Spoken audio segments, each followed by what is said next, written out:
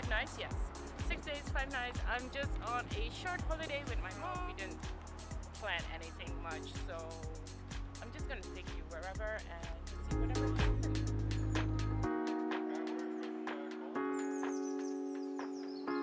So far, what have we done? Well, this morning it was a really slow start. We just woke up. We didn't even have breakfast. We just went to Tyra Mall, and after that we plan to go all the way to the Atlantis.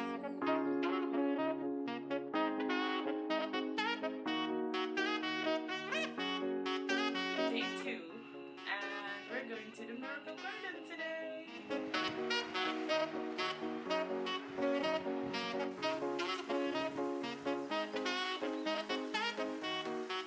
And tonight at 6 we have to go to the Burj Khalifa. This is Emirates Mall. I mean Mall of Emirates, but seriously, I cannot believe it. It's so amazing and it's so beautiful and it's huge. This is just a small part and it's huge.